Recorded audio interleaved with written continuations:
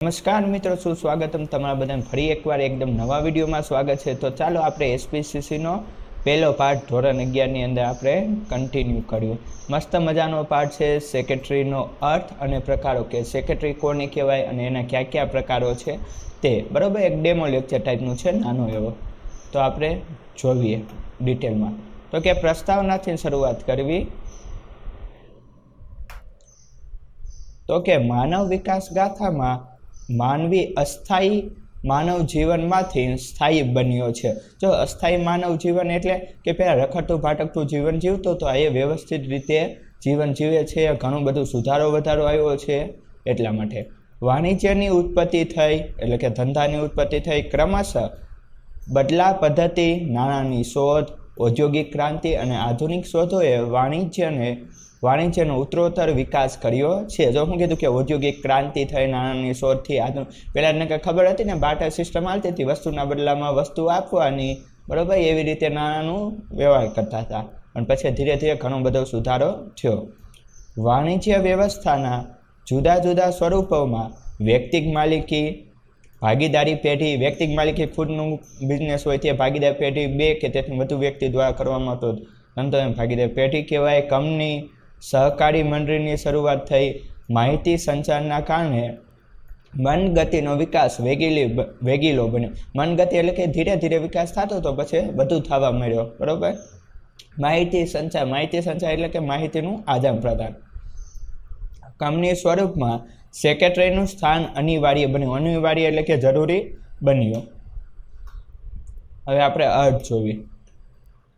તો કે ગુજરાતીમાં જે મંત્રી કહેવાયા તે જ અંગ્રેજીમાં સેક્રેટરી. હવે પહેલાં કહેવાતા હતા મંત્રી, એને સેક્રેટરી કહેવાય. જો અહીં આપ્યું છે કે જૂના સમયમાં મહારાજાઓ, શ્રેષ્ઠીઓ આવા મંત્રીઓ રાખતા જે તેમના વતી પત્ર વ્યવહાર, વાટોઘાટો કરતા. અને સેક્રેટરી શબ્દ મૂળ સેક્રેટરીએસ ઉપરથી ઉતરી આવ્યો છે. જો સેક્રેટરી શબ્દ ક્યાંથી આવતો, કે સેક્રેટરીએસ ઉપરથી ઉતરી આવ્યો છે.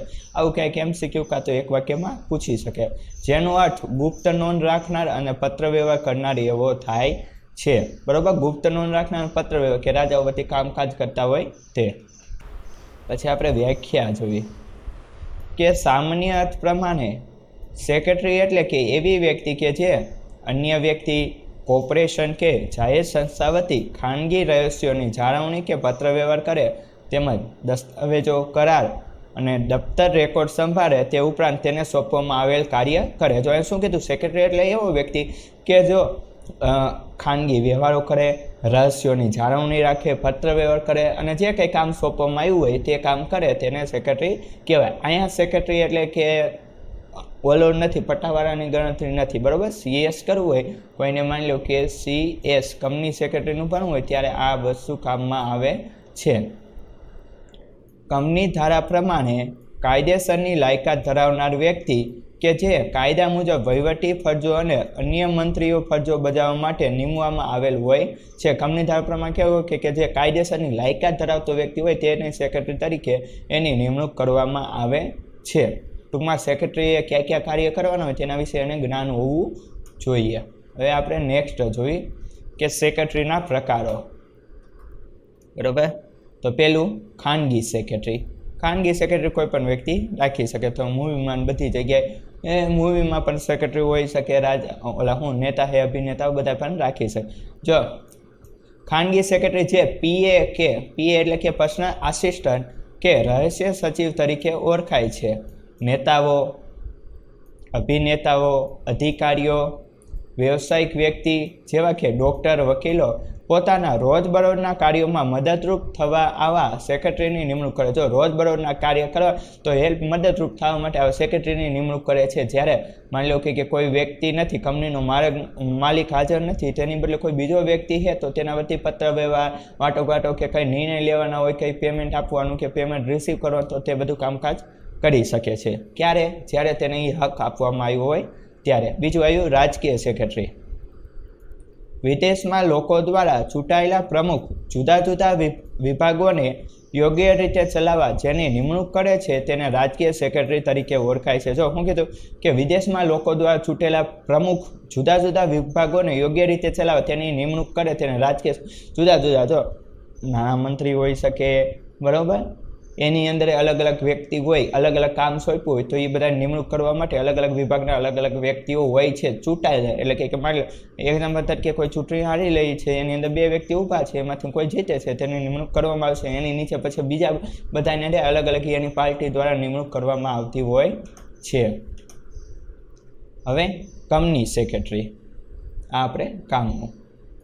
કંપની કૃત્રિમ વ્યક્તિ ધરાવતી, કૃત્રિમ વ્યક્તિ એટલે કે કંપનીનો પોતાનો કાયદેસરનો પોતાનો બરોબર જન્મ નથી, કંપની કોઈ વ્યક્તિ દ્વારા સ્થાપવામાં આવે છે. એટલે કે કૃત્રિમ વ્યક્તિત્વ ધરાવતી, કાયદાકીય અસ્તિત્વ ધરાવતી વ્યક્તિ છે. આ વસ્તુ ઘણી જગ્યાએ 2-3 પાઠમાં આવશે, તો તમ તારે જેનું સંચાલન મંડળ દ્વારા કરવામાં આવે છે, પરંતુ રોજબરોજનું સંચાલન કરવા સંચાલક મંડળ દ્વારા કંપની સેક્રેટરીની નિમણૂક કરવામાં આવે છે. જો હું કીધું કે કંપનીનું વહીવટ ચલાવવા માટે, સંચાલન કરવા માટે સંચાલક મંડળની નિમણૂક જ કરેલી છે, પણ ક્યારેક એવું બને, પરંતુ રોજબરોજનું કામકાજ ચલાવવા માટે કોની નિમણૂક કરવામાં આવી છે? તો કે કંપની સેક્રેટરીની. તે તેના વતી કામકાજ કરી શકશે, રોજબરોજના નિર્ણય લેવા છે તો લઈ શકશે. આમ કંપની અને સંચાલક મંડળ વચ્ચે સેક્રેટરી કડી સમાન છે. સંચાલક મંડળે આપેલી સત્તા મુજબ 2 પેટા પ્રકાર પાડી શકાય છે. જો સત્તા પ્રમાણે 2 સેક્રેટરીના પ્રકાર પાડી શકે, એક તો સામાન્ય સેક્રેટરી, બીજો વહીવટી સેક્રેટરી. એવું પૂછે કે કંપની સેક્રેટરી મુજબ સેક્રેટરીના કેટલા પ્રકાર પડી શકે? તો કે 2, સામાન્ય અને વહીવટી. સામાન્ય સેક્રેટરી જોઈ જે સંચાલક મંડળ વતી પત્ર વ્યવહાર કરે છે, શેર કે ડિબેન્ચર, બરોબર. શેર એટલે કે કંપની જ્યારે નાની મૂડી છે, જુદા નાના ભાગ પાડવામાં આવે એને શેર કહેવાય, મૂડીના, બરાબર. ડિબેન્ચર એટલે કે ઉછીની મૂડી કહેવાય.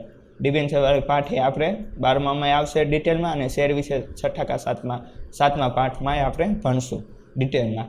બહાર પાડે અને શેર વેચણી, જપ્તી, બદલી કે સભ્યો સભાની નોટિસ આપે. સભા જો પેલું કીધું કે પત્ર વ્યવહાર કરે, શેર ડિબેન્ચર બહાર પાડે અને શેરની વેચણી. હવે શેરની વેચણી કઈ રીતે કરશે? કે માની લો કે કોઈ વ્યક્તિએ 10 શેરનો ઓર્ડર આપ્યો, બરોબર, ક્યારેક મંજૂર 10 શેર થઈ ગયા, તો એ જે વ્યક્તિ નામે હોય એને શેર આપી દે. પછી શેર જપ્તી, જ્યાં શેરના હપ્તા ન ભર્યા હોય તો ત્યાં શેર જપ્ત કરી લેવામાં આવશે. બદલી, અને ફેરબદલી કરવી હોય, કોઈ ઇક્વિટી શેરમાંથી પ્રેફરન્સ શેરમાં જવું હોય, કાં તો કોઈ એ નામનો વ્યક્તિ છે પોતાના શેર વેચીને બી નામને આપવા છે, તો એવી રીતે શેર ફેરબદલી પણ કરી શકે છે. પછી કીધું સભ્યોની સભાની નોટિસ આપે છે. સભ્યોને જ્યારે માની લો કે સભા બોલાવવાની હોય, કંપનીનું કંઈ કામકાજ હોય, તો એને નોટિસ મોકલવાનું કામકાજ કોનું હોય? તો કે સેક્રેટરીનું. ક્યાં સેક્રેટરી? તો કે સામાન્ય સેક્રેટરી. એ વહીવટી સેક્રેટરી આવ્યું, તો કે જે કર્મચારીઓની ભરતી પસંદગી કરે છે. ભરતી અને પસંદગી, માની લો કે કોઈ ઇન્ટરવ્યૂ માટે, નોકરી માટે કોઈ વ્યક્તિ આવ્યો, તો ત્યારે એની પસંદગી કરવામાં આવે છે, ભરતી કરવામાં આવે. જો વ્યવસ્થિત લાગશે તો. કંપની વતી વાટાઘાટો કરે, વિવિધ ખાતાઓ ઉપર દેખરેખ રાખે, બરોબર. ઉત્પાદન વિભાગ છે, વેચાણ વિભાગ છે, તેવી રીતે હિસાબો પર દેખરેખ રાખે, અને સંચાલક મંડળને યોગ્ય સલાહ સૂચન પણ આપે છે, બરોબર. એને હેલ્પ પણ કરે, સંચાલક મંડળ સલાહ સૂચન પણ આપે કે આમને નાની બદલે આ રીતે કર્યું હોય તો તેવી રીતે, બરોબર. એ વહીવટી સેક્રેટરીનું કામકાજ છે. સામાન્ય સેક્રેટરી બે કંઈક કામકાજ હોય તે બધું કરે છે. વહીવટી સેક્રેટરીમાં થોડુંક એમથી થાય વધુ કામકાજ હોય છે. હવે જોઈએ રાજદૂત કાર્યાલયના સેક્રેટરી. દરેક દેશ બીજા દેશમાં પોતાના રાજદૂતની નિમણૂક કરે છે, જે પોતાના દેશના હિતનું રક્ષણ કરે અને પોતાના દેશનું દ્રષ્ટિબિંદુ સમજાવે છે. જો આનું કામકાજ શું કે બીજા દેશમાં રાજદૂતની નિમણૂક કરે, એટલે કે સેક્રેટરી તરીકે બીજા વ્યક્તિની નિમણૂક કરે છે. ત્યાં ખરે હોય, તમે ખબર હોય તો વિદેશ મંત્રી, આપણે એક્ઝામ્પલ તરીકે કહું તો માની લો કે ભારતમાંથી બીજા દેશમાં જવું, માની લો કે પાકિસ્તાનમાં જવું, તો પાકિસ્તાનની એમ્બેસેડી ભારતમાં હોઈ શકે, અને પાકિસ્તાનમાં ભારતની એમ્બેસેડી હોઈ શકે. ના કારણે આપણે શું કહેવાય, પાસપોર્ટની વિઝાને એવું બધું કામકાજ કરતા હોય તો એવું બધું કરી શકીએ. પણ અહીંયા એવું કીધું છે કે બીજા દેશમાં એ પોતાનું કામકાજ કરતા હોય છે સેક્રેટરી તરીકે. હવે વિભાગીય સેક્રેટરી, કે દેશનો વહીવટ કરવા માટે પ્રધાનો હોય છે. પ્રધાન જે ખાતાના હોય તે વિભાગના વડા તરીકે સંધિ અધિકારીની નિમણૂક કરવામાં આવે છે, જે વિભાગીય સેક્રેટરી તરીકે ઓળખાય છે, જેનું મુખ્ય કામ જે તે વિભાગનો વહીવટ નીતિ ઘડતર મુજબ ચાલે છે કે નહીં તે જોવાનું હોય છે. જો વિભાગીય સેક્રેટરી એટલે કે અલગ અલગ વિભાગના જુદા જુદા સેક્રેટરી હોય, એનું કામકાજ શું છે કે જે કંઈ કામ સોંપ્યું હોય અલગ અલગ વિભાગમાં, દાખલા તરીકે રહ્યું, એક્ઝામ્પલ તરીકે થયું કે વેચાણ વિભાગનો કોઈ વ્યક્તિ છે, બરાબર, તો એને કામ સોંપ્યું કે વેચાણ કેટલું થાય છે, વસ્તુ બગાડતી તો નથી માલ, એ બધું, તો એને એ વિભાગનું ધ્યાન રાખવાનું હોય છે. પછી ઉત્પાદન વિભાગ હોય તો ઉત્પાદન, એવી જ રીતે અહીંયા અલગ અલગ વિભાગ છે. દાખલા તરીકે આપણે શિક્ષણ મંત્રી કહીએ તો એજ્યુકેશનને લગતું કામકાજ હોય તો એ કરતા હોય છે. નાણામંત્રી છે તો નાણાંનું કામકાજ હોય તે બધું કરતા હોય છે. બરાબર. નીતિન ગડકરી છે તો એ રોડ રસ્તાનું કામકાજ હોય વ્યવસ્થિત ચાલુ છે કે નહીં એ બધું કામકાજ કરતા હોય છે. આ પ્રકારે સેક્રેટરીના અલગ અલગ વિભાગ હોય છે. આ ખાલી આપણે ઇન્ટ્રોડક્શન માટે આટલી બેઝિક માહિતી હતી. બાકી પાર્ટ તો આનાથી પણ પાર્ટમાં આનાથી વધુ ડિટેલમાં છે. જો મિત્રો વિડીયો પસંદ આવે તો લાઈક કરો, ચેનલમાં ન હોય તો સબસ્ક્રાઈબ કરો. ફરી મળશું નવા વિડીયો. ત્યાં સુધી મને આપો રજા. વંદે માતરમ. જય ભારત.